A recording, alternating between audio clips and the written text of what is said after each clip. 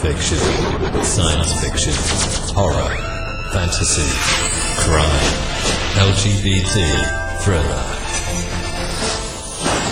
You have now entered the House of Mystery with your hosts, Eric Shapiro, David North Martino, John Copenhaver, and Al Warren. Heard on KCAA 106.5 FM Los Angeles, 102.3 FM Riverside, and 105.0 AM Palm Springs.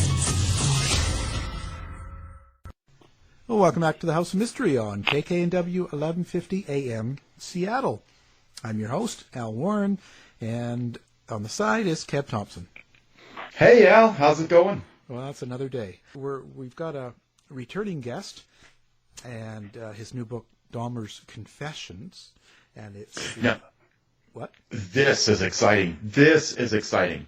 And, okay. Well, let's just get right into it. So this time we're joined by John Borowski, filmmaker, author, extraordinaire.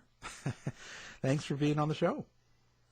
Thank you for having me on again. It's always a pleasure and great talking with you guys. You know, it's interesting. I'll kind of open this with interesting. Here's what happens to me. This is my life, not daily, but here's what happened today. I open my Facebook and I get a messenger message from a woman that has in her possession John Wayne Gacy's art kit, everything he used to paint his paintings. That paints, brushes, easel, all these things, you know, and of course she was inquiring on, you know, what she should do with these things. Museums, sell them, who's interested. So, you know, that's kind of an example of, you know, the interesting things that happen to me, you know, studying these serial killers and making films and releasing books on them. That's great. Now, one has to ask, out of fairness, how is she sure that these were John Gacy's? I mean, how did she buy them? Did she buy them off of, you know, eBay or from somebody? That's the other thing. Yeah, that, you know, there has to be this provenance, you know, that you have to find out, you know, the proof where she, you know, acquired this. Because, you know, I heard that after my film Serial Killer Culture came out, and in the film was Rick Staten, who was John Wayne Gacy's art dealer, I was told by Hyena Gallery in California that the owner, Bill Schaefer, had not seen so many fake Gacy's until my film came out because, you know, it raises this awareness. So you're right. I mean, somebody could have seen one of, I don't know if there are more than one art kits, but I've seen, you know, one on display, not myself, but I've seen photos of it on display at the True Crime Museum when it existed, which now it's, I believe, the Alcatraz Museum. It's in another state. It was initially in Washington, and they had Gacy's pogo outfits and Bundy's, you know, Volkswagen on display there. So you're right. Somebody could see these things, you know, kind of, you know, create a mock art kit, you know. So you know, again, I'm still researching it. It just fell into my lap this morning, but you know, it's still, again, it's, you know, these things are always fascinating. But you're right. I mean, you know, people love to make it fun. It is. I would love to think that I own something like that. And which art kit? Because unless I'm mistaken, John Wayne Gacy also developed an art kit while he was in prison. Exactly. And, exactly. You know, So, is that not where, that's not where this big, you know, this big blow-up occurred that should an inmate who committed heinous crimes make a profit while they're actually serving time? Because he was he not selling paintings? Oh, of course. Of course he was. Rick Staten was his art dealer. He would go in, pick the paintings up for Gacy, and deposit the money into Gacy's account. I mean, you know what? He could buy soda and, you know, candy bars with it. That's about it. But, you know, it's pretty fascinating. And now that this Mindhunter show is on, it's also interesting that we're seeing kind of the early inceptions of this behavioral science and forensic psychology, as well as some of these, you know, stories of the most well-known serial killers, especially, you know, from the 60s and 70s through the 90s. Yeah. Yes. Well, I mean, even O.J. was doing all those signatures on things from prison to get money, even though he shouldn't be doing that. right? Yeah, of course. Of course. And that's it's again, that whole, I call it, true crime artifact collecting, but it's also called murderphilia, which is the dirty name for it. Yeah. But, people will buy this stuff. There are, collectors, there are fans, and it's definitely a collecting industry, and people are fascinated by it, and that's why, I created the movie and the TV show Serial Killer Culture and Serial Killer Culture TV. Some of the upcoming episodes are going to be the Lizzie Borden bed and breakfast. Again, it encompasses, such a wide, it's such a broad topic. It's everything from collectors to artists to museums to law enforcement to authors, forensic psychologists, and it's fascinating, and I think it's, that's why I created the TV show, to create an ongoing, more contemporary look at, what's kind of going on within this serial killer culture. Yeah. And why not? Marilyn Manson has collected marriage proposals, is he not? That's what I'm saying. People collect obituaries. When I filmed at the Ripley's Believe It or Not headquarters in Orlando, we were going through their archives. It was just amazing. But the vice president, pointed to several boxes, and he's like, "See these 3 boxes? These are all obituaries. Some collector sent us, he collected obituaries his entire life." People collect different things, whatever they're interested in. Well, I can't wait. I want to go to the Lizzie Borden B&B and order the room with 2 X. That's right. Yes, exactly. I know. And that's the other thing. We look back at history, and I think you make light of these things because, again, I always say you laugh or you cry, and yes, they are horrific, but I see them as historical. I would love if H.H. Holmes' building was still here and they had tours. I mean, the city would profit off of that immensely. That would be awesome because I am personally here recently since our interviews, and the documentary that came out. I am actually, and I'm ashamed to say, I'm a fan of H.H. Holmes. Yeah. Well, and that's the other thing, when I meet other people interested in serial killers, who's your favorite, And, well, that's how we speak, we talk about that. Mine is H.H. Holmes, and, I'm interested in Gein and fish, and, yes. And, it's really interesting. I mean, everything about these cases are fascinating and interesting, and it just gets more you talk about it because when I travel sometimes I'm apprehensive to talk to people and tell them what I do because they ask, and then I'm like, okay, I make, documentaries on serial killers and books, and, they're a little turned off, but then I guarantee you an hour later, I've got to get away and stop the conversation. Well, no, tell me more about him. Oh, Albert Fish was doing what? And, he cooked in an oven and what? He wrote a letter, what? Those early cases, I think, are the most fascinating. That's why I focus on them. Well, an American Horror Story did a fascinating job with Hotel, right? Yes, they did. Yes, they did. Yeah. Now, it was really interesting. I love when the one episode when they show the black and white somewhat reenactments, like the Holmes style, the tribute to Holmes. I found it interesting that Kathy Bates actually spoke one of the lines that Harold Schechter said in my film. She said it exactly, that he had lined the rooms with asbestos to make them soundproof. And I'm like, okay, they watched my documentary. That was their hat tip. It was a hat tip. Yeah. Yeah, exactly. Right, a little tip of the bowler. Well, now your documentary's on Netflix now, is it? Well, Holmes is on Netflix now, and all my other films, including my short films, are all on Amazon. Netflix usually renews, yearly, and sometimes they don't renew, or then they will renew, they'll pick it up again. So that's just how Netflix works. But Amazon Prime is, has been amazing because, they opened it up for independent filmmakers to deal with Amazon directly without a distributor, where you can have your film closed captioned, upload it to Amazon, and pretty much have it on Amazon Prime in U.S., UK, Germany, and Japan. So it's really been a great thing for indie filmmakers. Yeah, and that's pretty amazing. And actually, and for the other countries like, Canada, and actually most of Europe, that Popcorn TV. Yes, they definitely. They carry it all as well. And that's pretty amazing, hey, the whole Netflix thing and the whole Amazon and the way it's all gone, Yeah, it's really great for indies, and, the same thing for book publishing. I self-publish all of my books on Amazon, and, and that's, I've been doing that for the last 4 books, and, I'm going to continue on that route, and that's when, I had Dahmer's Confession for a while, and I figured, well, what more of a better time period to release them when, this new film is coming out, My Friend Dahmer, focusing on when Dahmer was in high school. Yeah. Well, so tell us about that now. So how long have you had that, and where did it come from? Oh, man, I've had it for a long time. I don't even remember where it came from. I mean, the answer really should be a magician never reveals a secret. When I asked Joe Coleman where he gets all his stuff, that was his answer, so that's kind of my answer. But I have had it for a long time, and, I've always been fascinated by his case because my story it's somewhat personal, in a sense, because in high school I was interested in doing special makeup effects, and that's what I was doing. That's what I wanted my career to be, but then I decided to go into filmmaking. And my best friend and I, we would both do these special makeup effects, after school and when we'd hang out. So then once I graduated from high school, that's when Dahmer was arrested in 91.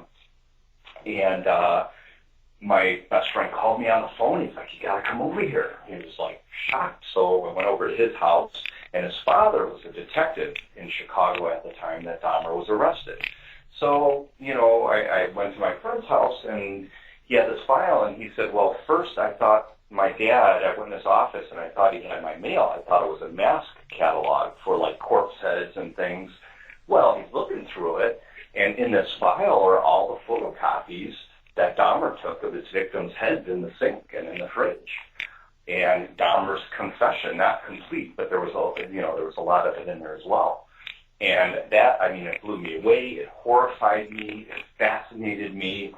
I still, to this day, can't get those images out of my head. They were heads in the sink with their eyes open, their mouths open, in terror and frozen. And sometimes their hands would be, next to the head that he had cut off. And just like terrifying. So finally, when I went into college at Columbia College here in Chicago and started making films, one of my ones was called State of Mind, and that was about Dahmer. It was like interrogation with a detective and Dahmer, and there would be flashbacks. It was in black and white, and the flashbacks would be in color, to show the horror of kind of, the gore of what actually happened. They were like my usual style. They weren't, explicitly gory, but there would be things like, blood going down, pouring things down the toilet, or, getting rid of, some of the remains.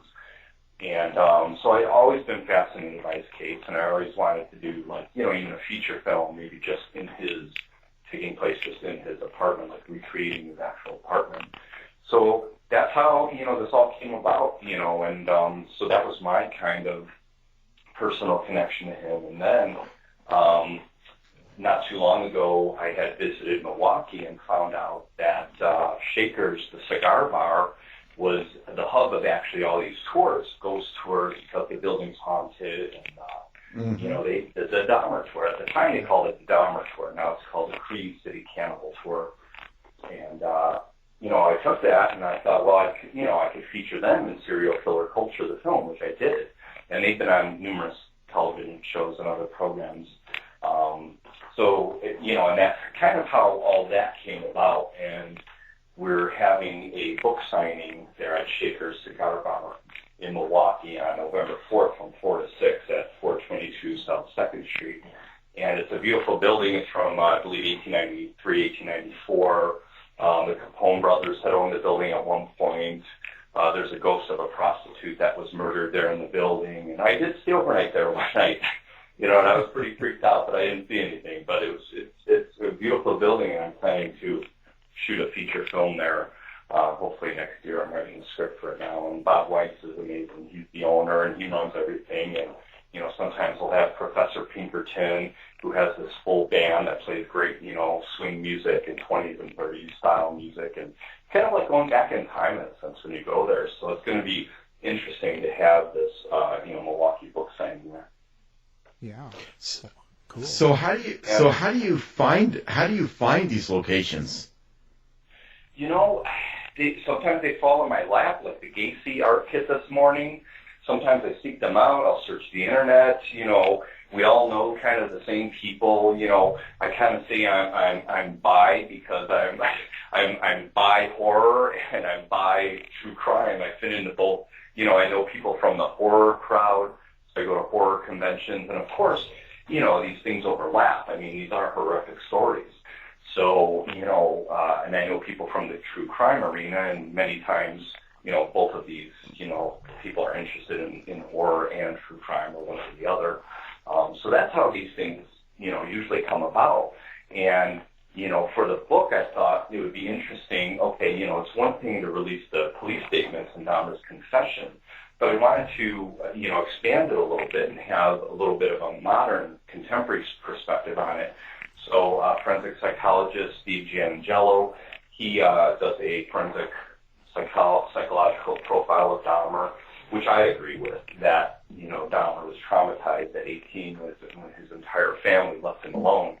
So psychologically, it kind of makes sense when you flash forward to when he's trying to collect these people and have them around him. You know, he wants this kind of surrogate family, which is morbid, but I believe it's true.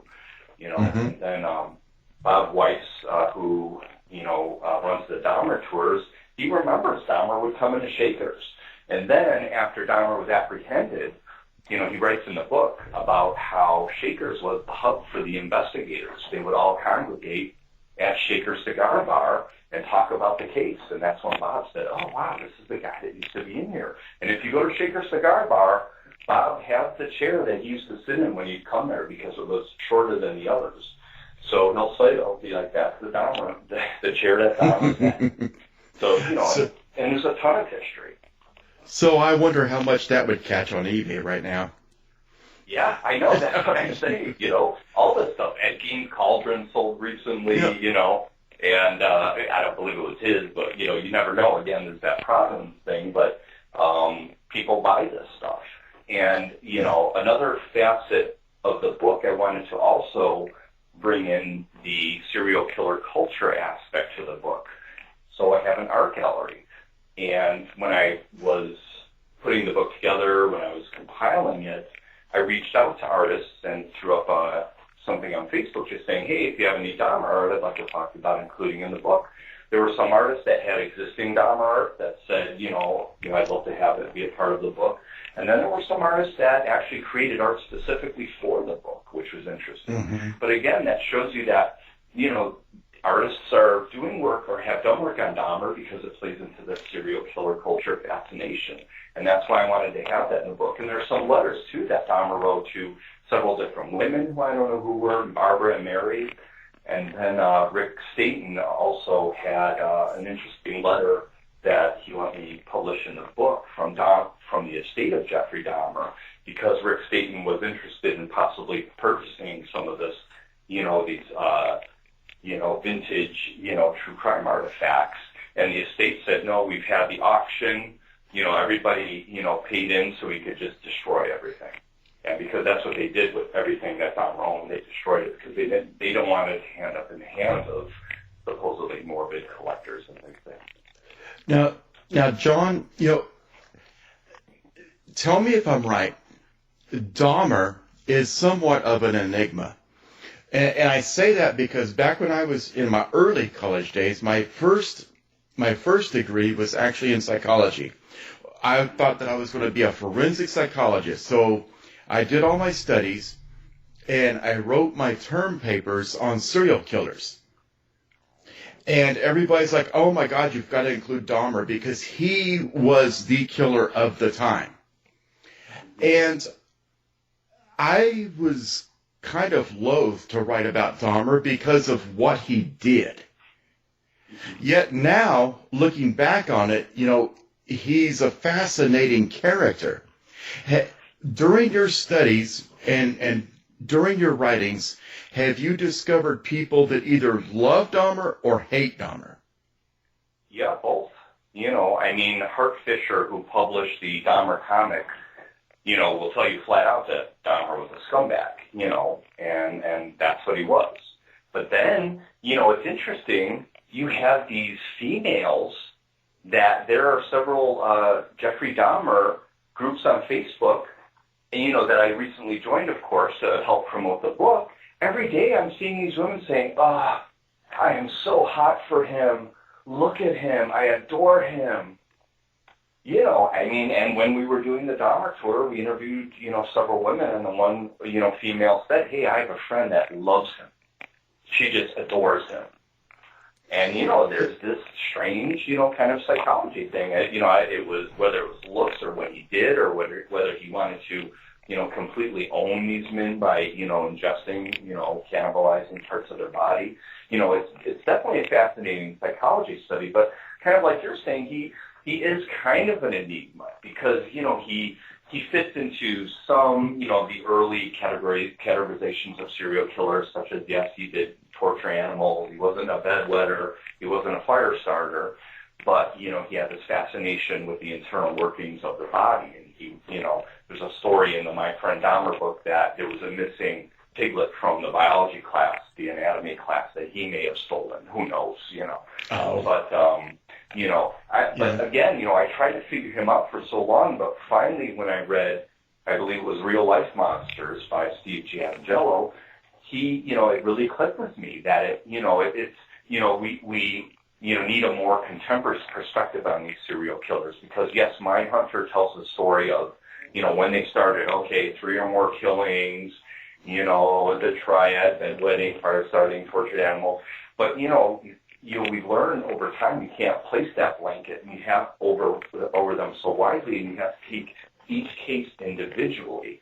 And that's why the book Real Life Monsters, I think, is one of the best contemporary books on the subject because, you know, what Steve talks about is that it's not always an abuse. Some weren't abused. Dahmer wasn't abused, but his life with his parents and their divorce and being left alone at 18 years old to fend for himself was trauma. It really affected him. So, again, psychologically, to me, it makes a lot of sense that he wanted to make this shrine of bones and collect these people to always be around him. Dennis Nilsen was a serial killer in the UK that they could have been lovers. They both had the same interests. You know, he did the same type of things. He would keep the men's bodies under the floorboards. He lived on the first floor and keep them in the dirt and pull them out every night and bathe them and board them. You know, they wanted this complete control over their victims' bodies. You know, they could do whatever they wanted. Correct. And you know, even to this day, you know, I go back and I look at my papers that I wrote, and I even wrote a term paper from a serial killer's perspective. And what I had done, just so that you understand what I did, is I made a composite serial killer of some of my favorites of the time. And of course, you know, that included Zodiac, and then I included Henry Lee Lucas, who admitted to much more than he actually did. You know, we had Otis Toole. You know, we had the people of the time. Mm-hmm. And I composed all of those into one and wrote it from his viewpoint. But when it came to Dahmer, because he was the man of the time, you know, for lack of better terms, what is it about what he did that was just so distasteful that people such as I would be loath to include him? Yeah, you know, I mean, again, sometimes I think, you know, this separation throughout history, like now we could look back at H.H. Holmes' story, you know, from the 1880s, 1890s. It happened so long ago where we kind of disassociate ourselves with it. But, I mean, he killed men, women, and children all for money, basically. They were all price tags to him. I mean, it was pretty awful what he did, you know. But now it's kind of like this cute, antique Victorian story because it was so long ago. So I think because Dahmer's story is still, you know, somewhat relatively recent in our time period. It wasn't yesterday, but, you know, it's, you know, within, you know, many people will remember it living, you know, now. You know, and again, I think it, you know, just like it's any serial killer, you know, they hunt their prey. But the fact, I think, again, I'm interested in these extreme psychological cases. And Dahmer is one of those. The fact that he wanted to create zombies, that he wanted to own these men, that he would drill into their head, and, you know, I mean, but, you know, pour acid in there. Well, that too, yeah, you know. But you look at the other side of the coin, you know, and some people feel sorry for Dahmer because they say, you know, he was a lonely guy, you know, and And especially being gay at that time period, it was still, taboo, it was becoming more into the public eye, of course, but at that, still on that cusp. So, him and then Gacy before him, they may have had this repressed homosexuality. We're not sure about that. But, some people feel sorry for Dahmer because, they see him just as a lonely person. And what's interesting, one of these guys that he killed stayed with him for 2 weeks. So that shows you that. It's like, okay, he wasn't, a traditional pound serial killer where he didn't get them into his apartment and immediately within 10, 15 minutes just killed them. He was lonely. But the one time that the guy stayed with him for 2 weeks, the minute he said, you know what, I got to get going. I've been here for a while. I got to get back home. Dahmer was like, well, you know what, let me make you a coffee drink. And that's what he would do. He would make coffee, put sleeping pills in it, knock them out, and then he would strangle them and supposedly then do things to them. And he said they never felt it, but the pictures that I saw, again, of these heads, I don't know, I think they were, unless he posed them later, I don't know if you could do that post-mortem, but, I mean, they were eyes open and mouths open in, like, terror. Yeah. I've got to be getting home now. It's getting a little bit late. Well, let me make you some Jesus juice. Yeah, pretty much. Yeah. Now, I say this at much risk to myself, especially as a law enforcement officer, but I've often, kind of sympathized with certain serial killers, having studied their psychology. Mm-hmm. And I have a very, very difficult time sympathizing with Jeffrey Dahmer because, he victimized the homosexual community, right. And just the way that he treated his victims, like you said, he was attempting to create sex slaves or zombies or, for lack of better terms, he was trying to create dolls. He would drill into their heads, pour acid into their skulls in an attempt to zombify them. Right, and sometimes when they were alive, yeah. Well, they were all pretty much alive. Yeah. Yeah, and knocked out, kind of, The only part that I do understand is the fact that he cannibalized his victims in an effort to maintain a part of them within himself. Because is that not the point of cannibalism throughout history? Correct. Albert Fish did it. There were many serial killers, Chikatilo. And I think that is, they want to, and that's how can you more completely own somebody than, having a part of them, be a part of your body forever. And of course, Fish was different. He had this religious dementia and believed it was the flesh of Christ and the blood of Christ and sacrament. His story was different, but I think Dahmer was just kind of fascinated. He did say he tasted part of a body, and things. He didn't every single victim. I think he was a little curious about it, kind of like Ed Gein was, again, you don't hear them saying, oh man, I just had a smorgasbord, or a buffet. It wasn't like that, it was, it was, okay, I'm going to try this, why not? And, what could I say? I had a beef heart last night at a Peruvian restaurant. It wasn't a human heart. It's like, I could say, okay, I kind of know what it tastes like, because I wanted to try it. I'm not going to go as far as human meat, but, but again, yes, and again, I think that's why I love this show Mindhunter that's on now, because it does show the dichotomy. The one FBI officer is fascinated and wants to know everything and wants their autograph and, he wants to study them. And the other guy's just like, oh, these guys are scumbags. They're no good. They just need to be, we shouldn't even talk to them. I don't want to look at them. And of course, I'm sure in law enforcement, you see that a lot, and it disgusts you. It disgusts me a lot when I read about these stories, but I have to, take a different perspective because I'm like the other guy in the show. I'm trying to study them and find out why they did what they did, rather than I'm trying to, but, and whenever I see some of these, actual, photographs of the crime scenes or whatever, it's appalling. It's awful. Yeah. Yeah. Well, no, these confessions, there was a total of, 60 hours or something? Yeah. Oh, yeah. There's at least several hundred pages, 200-something pages. Wow. Yeah, and that's the thing. That's why, in the end, I did respect that about Dahmer, just like Dennis Nilsen. In the UK, when Dennis Nilsen, first he was, killing men, like I said, in his first floor apartment, and he would burn their remains in his backyard. But then he moved somewhere where he was living on the second floor. So then he would, like Dahmer, he would, dismember them, boil parts, and then flush parts of their flesh down the toilet, just like Dahmer did.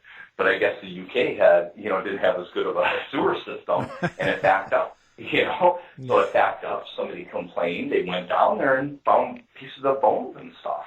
So then they realized, okay, the police force came, and right when Dennis Nilsen came home, they were waiting for him by his door. He knew, sometimes many of these serial killers, they can't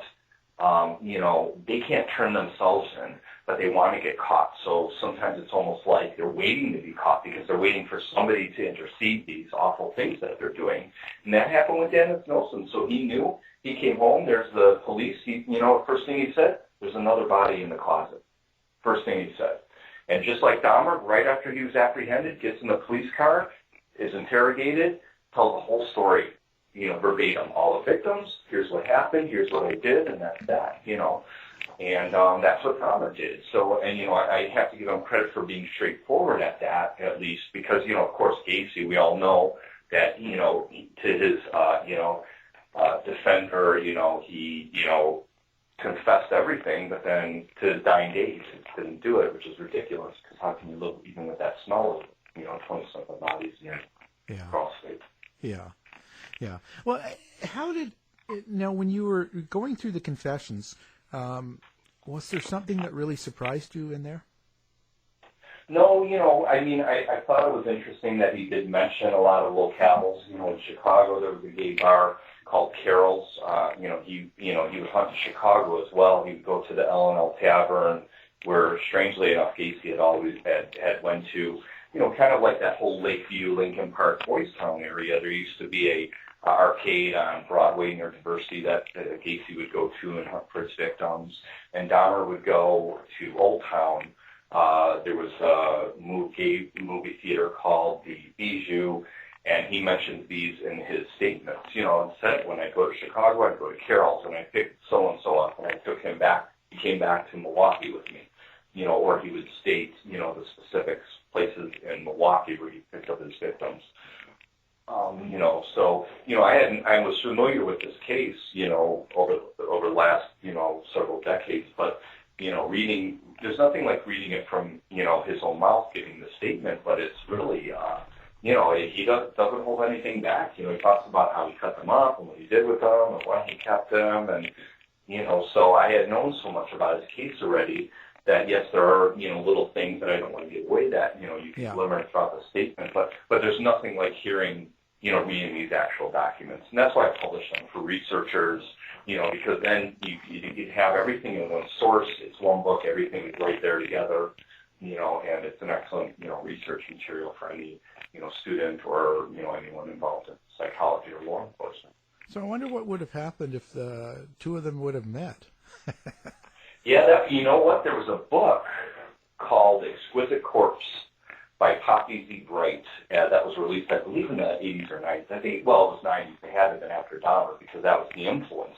And she does this fictional story of a serial killer from the UK coming to America, and he meets another, American serial killer, and they kind of have this relationship, and the ending's interesting, so yeah, that's another interesting book. It was kind of like, what would have happened if they would have met?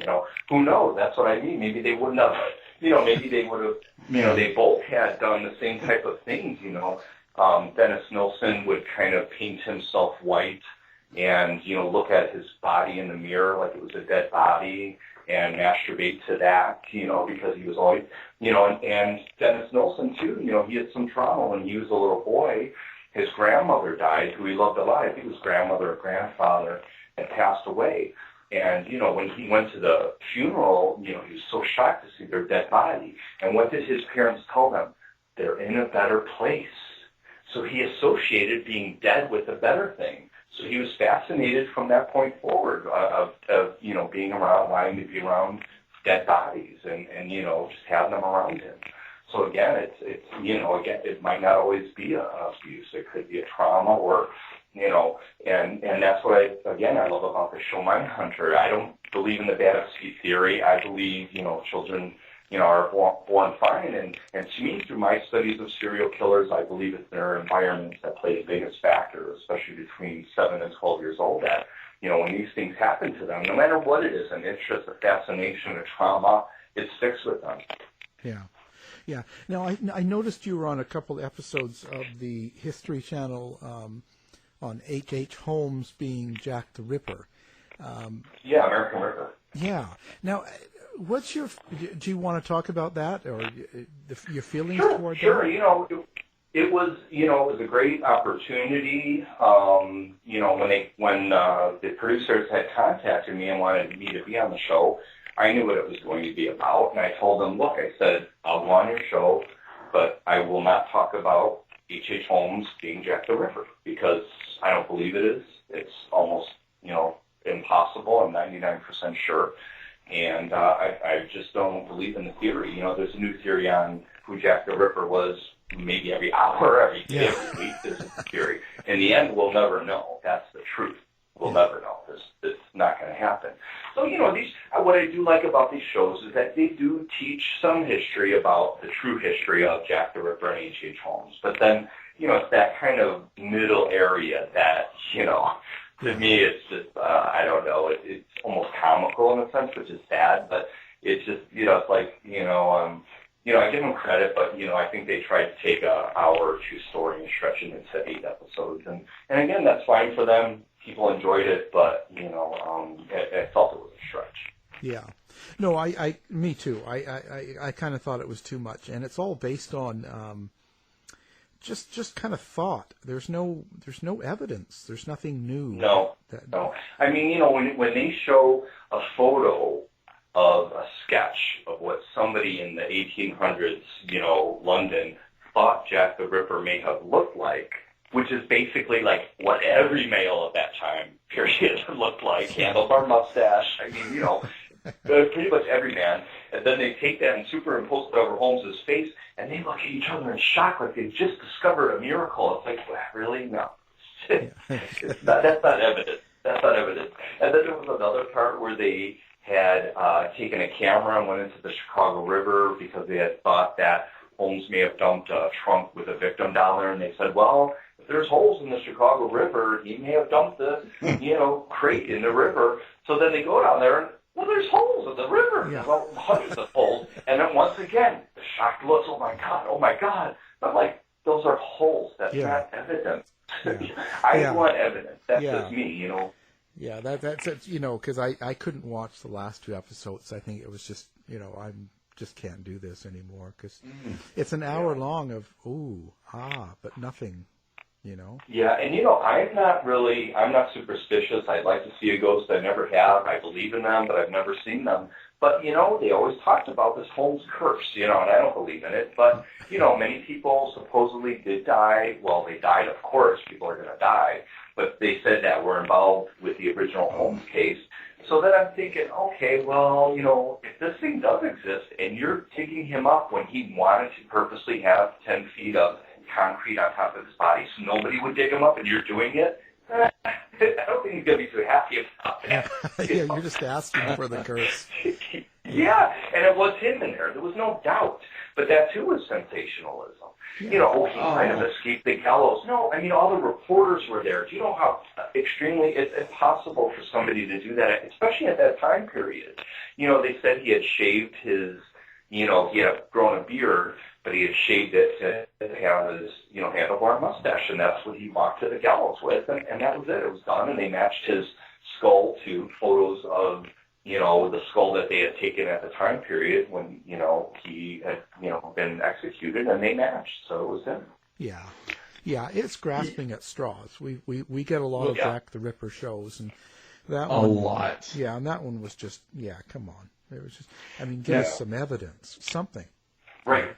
Yeah, exactly. It's got to be evidence. They all try and hinge on this. Well, there was that one year that, nobody knows where Holmes was, but it's like, well, he's not going to, especially at that time period, he's going to document every single step he takes. No, of course not. You know, and for him to go all the way to the UK, it's not his MO to, you know, sloppily hack up these prostitutes, which is against his MO. He wouldn't do that. He's not sloppy. He covered everything up so well, they didn't even know that he was killing people until, you know, it came out and they found the bodies of the children. No one knew. Now, wasn't it true that he also, when he killed people in his castle, didn't he like to hear them suffer?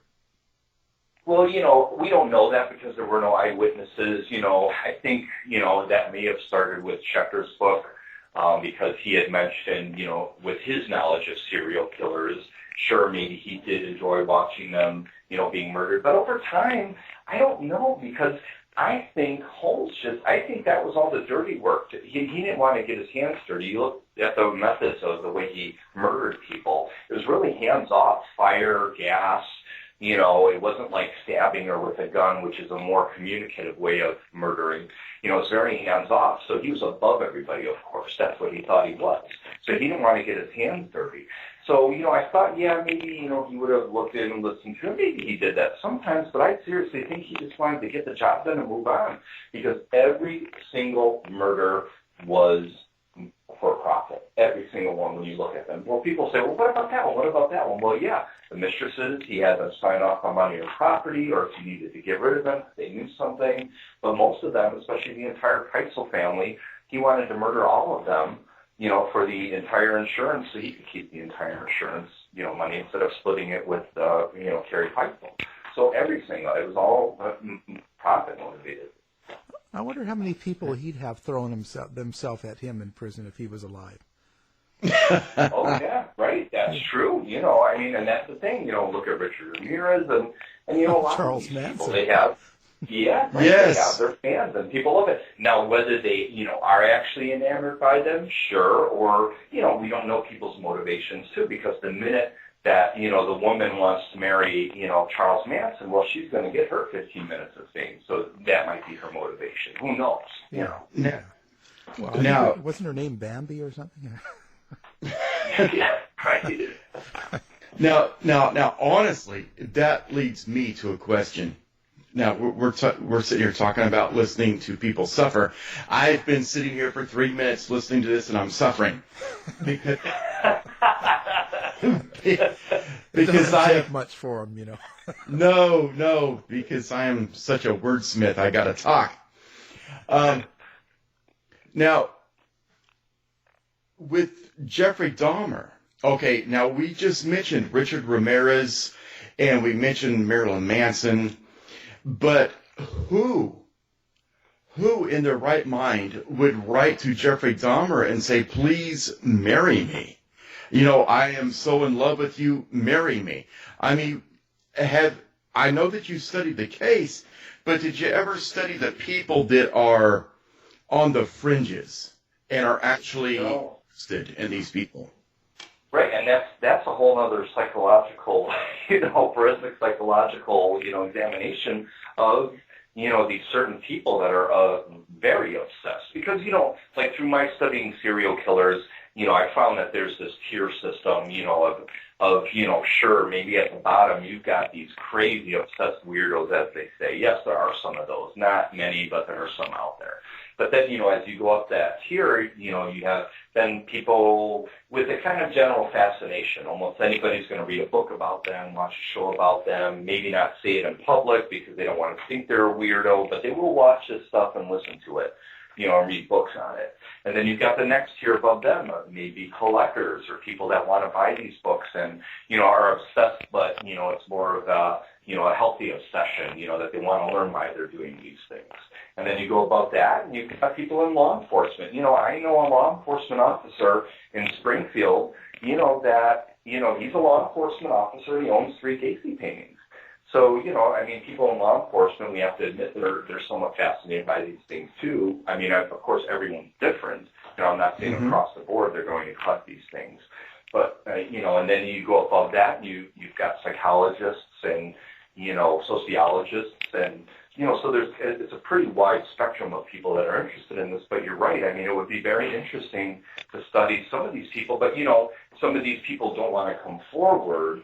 You know, some might want to say, yes, they want their 15 minutes of fame, but then the others are afraid they will be, make the, the weirdos that they are and say, hey, I want to, or maybe they're not, again, we have to study them and wonder and find out why they want to marry a serial killer or why they're obsessed with them, and I don't know if they've ever done a film on that. I've wanted to, and I've reached out to some people, but usually they kind of push back and they just don't want, to make a big deal out of it or be featured in something, that they'll mention it. They just don't want it to be focused on in a documentary. Now, you mentioned something very, very key, and I'm thinking now, let me put on my other hat here as a law enforcement officer. You have people that are not willing to come forward, but legally they don't have to. And here's why I say that. We have an unnamed show that's on television, and starring Kevin Bacon, and I'm sure you know exactly what I'm talking about. And you have those people who, in the show, they're all admirers of one serial killer. They're all followers, almost to a cult level. And I'm trying to be very, very careful with my language. Right. Now, if said serial killer goes to prison and they're mailing him, you have implied consent. We can look at your mail, we can see who you are, and now we can look at you, because if there are copycat, killings going on, we need suspects, and you are now said suspect because you are admiring of said killer. Yeah. And I'm using I hope Wichita police didn't think that of me when they subpoenaed my records for everyone that bought H.H. Holmes DVD. Yeah.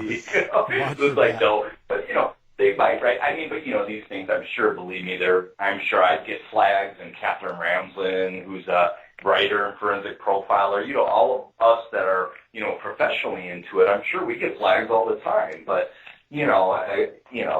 that's part of it, but you're right. I mean, when somebody immediately writes these, I had written Keith Jesperson for a year, and, I was, foolish enough not to realize that he was kind of playing me too, because years before he had written me and said, well, you should do a film on me, and I thought, well, I'm not too interested in him, and I was working on other projects. So then years went by, and then I finally wrote him. I'm like, okay, well, there might be something. Maybe we could do a TV show where it's my relationship with you, and, we could film me, come and interview you, or blah, blah, blah, whatever, build a story, a short series, a mini-series around it. And then when it finally came to time to, pin him down, oh, no, I'm not interested. Somebody else is doing a book on me. But the entire time I was writing him, what did he ask me for? Money, money, money. And I refused to send him a penny. That's all he wanted. That's it. And he strung me along just like he would string another victim along. Oh, absolutely right. Hell, I am free. I am outside of jail. And again, I say this at great risk to myself. I'm a law enforcement officer, but, I have studied serial killers for, my college career. So I could run around stabbing people and say, hey, John, guess what I just did? You need to write a movie about this. Well, is that what you're doing? Well, not yet. We're talking to the expert, Al. I want exclusive rights to your story. Yes. Life story. Story rights is what it's called. Well, let's set a date for next week. No. They always go missing. We keep missing engineers all the time. That's right, exactly. Keep saying they just left. Well, time is wrapping up now. Again, it's been a real pleasure to have you. And so the new book is called Dahmer's Confession, the Milwaukee Cannibals Arrest Statements. And our guest has been John Borowski. Thank you for being here. Mm-hmm. Thank you. Let's do it again soon. Thanks, guys. Oh, it has been an absolute honor. Thank you. To find out more about our show, guests, or listen to a previous show, visit our website at www.somethingweirdmedia.com.